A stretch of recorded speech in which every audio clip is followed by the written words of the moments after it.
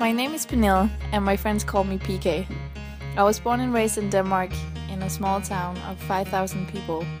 And for those who don't know what Denmark is, it's right next to Sweden and Scandinavia. I've always been very adventurous, and I dedicated myself to soccer and music at a very early age. During the winter, I would go skiing in my neighbor countries or around Europe. And during the summer, I would go water skiing in a local inlet.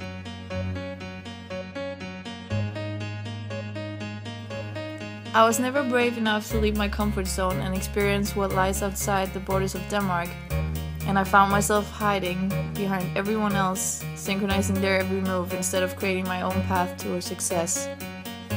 After graduating high school, I started working at 3 different jobs. I shipped packages during the day, and I bartended at night,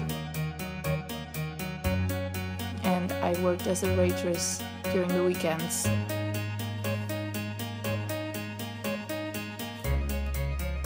As soon as I had enough money, I booked my flight to New Zealand, where I spent 3 weeks of challenging myself and my courage by hiking glaciers, river rafting,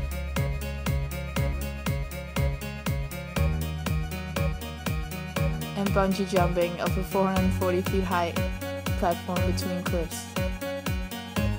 Right after my experience of the beautiful settings and the nature of New Zealand, I flew straight to Australia, where I went surfing the Gold Coast. I went snorkeling in the Great Barrier Reef,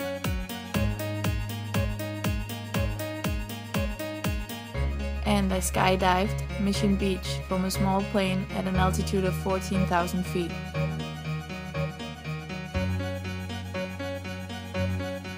Taking my adventure to the next level, I arrived in Thailand, where I rented a bungalow on the beach of Koh Tao, and I got certified as an open water diver. I spent a week of scuba diving among the world's most colorful sea creatures.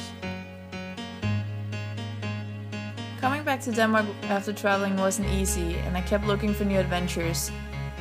I always imagined myself in the greatest city of the world, New York, so I quickly found my way to the States, where I moved in with a great host family with 2 adorable girls who quickly became the sisters I never had.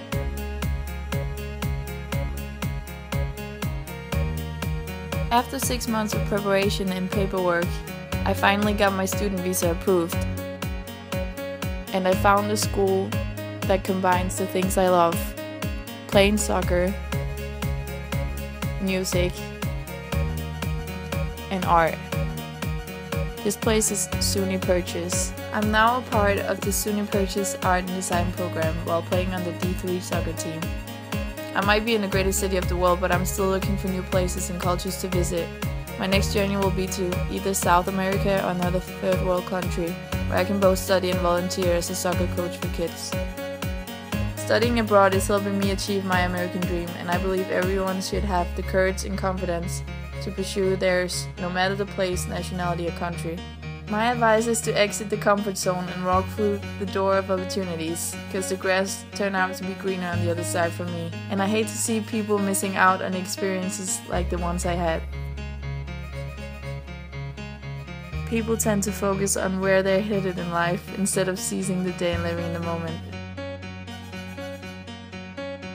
It's never about a destination, but the journey itself.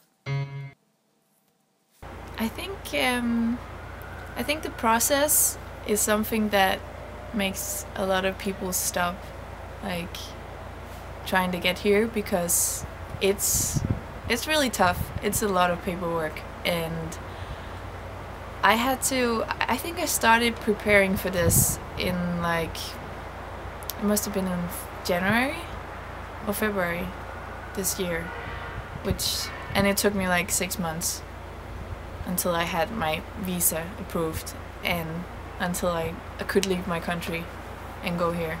So first of all, I had to apply online for the graphic design program at the school, and you have to pay a lot of fees, like the application fee, and you had to pay for uploading a portfolio to their website, even though you're not sure that you're gonna get accepted.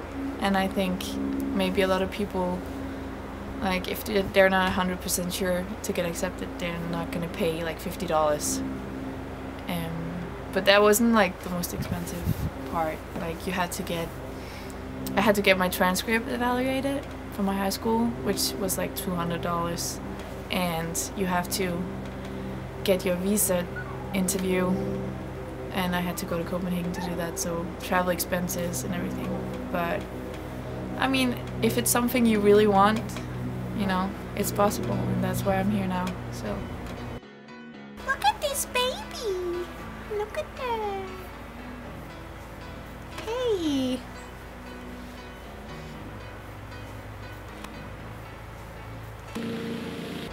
I knew I always wanted more, and I think after the first time I came to the States, I realized that I could actually do it, and I knew that I wanted more. So I found out that they have a great art and design program at the school I'm currently studying in, and the fact that you can combine playing soccer at an advanced level and still get a degree, a good degree. That's probably the main reason why I came here. I've always been really creative, but I think after the first time I came to the States, I realized that I actually had a talent for drawing, and being creative was actually something that I love to do. So I mean, that's the whole point of getting a career, right? You want to do something that you love to do. So that's why I found graphic design.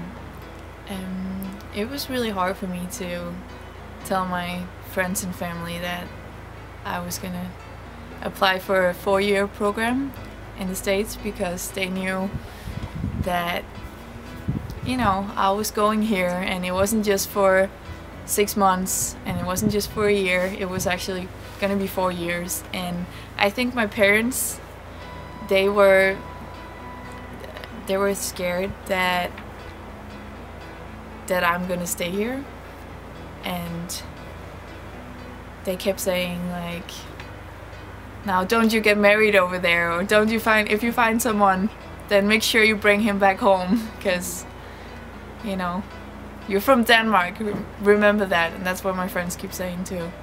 So it was really hard, because I miss my family and I miss my best friends, but they're still around, you know. I still talk to them often, like every week, and I feel like, you know, the people who care about you, they'll always be there, even though you're not in the same place. So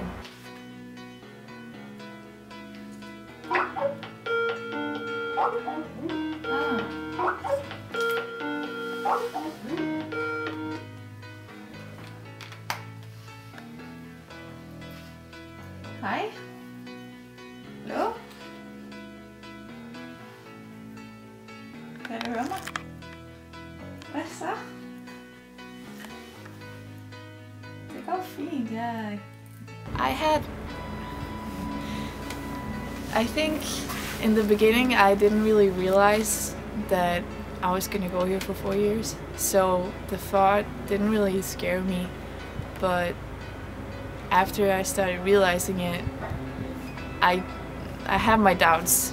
Like, one day I would be like, oh my god, what am I doing? I can't believe I'm applying for this. What if I go there and I regret it and I have to go back home and I waste a lot of money? And then the next day I would be like, this is my dream. This is what I want to do. So of course I'm going, and nothing's gonna stop me. When I first got here, it was scary, because everything is so big and everything is so like unfamiliar. and you have to adapt to the culture, and you have to find your way around, and I think that's what scares a lot of people, because as I said, you can't, like, a lot of people don't want to exit their comfort zones. They feel safe and they want to stay like that. The first time I came here, I was really surprised that Americans are so open-minded and helpful, and it feels like they really want to help people. Hi, do you know what the next train to Stanford is? 6:34 on track 20. Thank you. In Denmark, it's like people only hang out with the ones they know, and they don't really want to expand that group. They always hang out in, you know, certain groups and stuff. So I think that's why a lot of people are scared to leave that, and it took a lot of courage for me to do that. But now that I'm here, I realize that, you know, this is how you're supposed to be. Like, you're supposed to be open-minded, and you're supposed to be welcoming, like, different cultures and different people, no matter, you know, what nationality they have or their background. I like the mindset that people have here, that if you really want something, you just work hard and you can achieve it. Whereas in my country, a lot of people think that, no, it's impossible. Like, that's the mindset they have. They look at something and they go, oh my god, no, that's just impossible. You can't do that. Why are you even trying? And I think I wanted to prove that it is possible. My host family is really great. I mean, I'm really happy that they offered me to live with them while I study here, because otherwise I wouldn't have been able to afford it. And they're helping me achieve my dream, so I'm really thankful for that. When I applied for the program here at DIII, I didn't realize how intensive it was going to be. And I thought, like, I heard that as a full-time student you have to take 12 credits at least. So that's what I was planning to do. But when I got accepted into this program, I found out that the schedule is pretty much laid out for you. So the first semester I was taking 18 credits. It is really hard and it's a challenge, but I'm working hard to get there. So I think my advice to other people would be definitely try to achieve your dreams, even though it seems impossible. And if you experience hard times and you experience a challenge wherever you go, just keep focusing on that dream and keep thinking that if you just work hard enough, you'll get there. You should definitely go abroad, you should definitely travel, and you should definitely experience while you have the opportunity to do it.